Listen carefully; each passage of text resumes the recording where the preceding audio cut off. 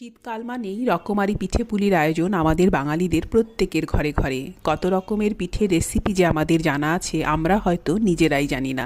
ছোলার ডালের সুন্দর একটি পিঠে রেসিপি আজ আমি আপনাদের সাথে শেয়ার করলাম। ছোলার ডাল সেদ্ধ করে জল ঝরিয়ে শিলনোড়ায় প্লেন করে বেটে নিতে হবে। অল্প পরিমাণে ময়দা দিয়ে সেই ডাল বাটা মেখে নিয়ে এই রকম পুলি পিঠের মতো গোল গোল বাটি তৈরি করে তার ভেতরে নারকোলের ক্ষীর দিয়ে এরকম চ্যাপ্টা চ্যাপ্টা করে বানিয়ে নিতে হবে। তারপর ডুবো তেলে এইগুলোকে সোনালি করে ভাজতে হবে। আমি এখানে সংক্ষেপে দেখিয়ে দিলাম, সম্পূর্ণ রেসিপি আমার চ্যানেলে দেয়া আছে। তেল থেকে তুলে নিয়ে এই পিঠাগুলোকে আমি সরাসরি শিরায় দিয়ে দেব। যখন শিরায় দেব তখন যেন শিরাটা হালকা গরম থাকে। 3 থেকে 4 ঘন্টা ভিজিয়ে রাখলেই এই পিঠা খাওয়ার জন্য তৈরি হয়ে যাবে। এটা দেখতে যেমন সুন্দর, খেতেও কিন্তু ঠিক ততটাই ভালো লাগবে। আসছে পৌষ পার্বণে অবশ্যই বানাবেন।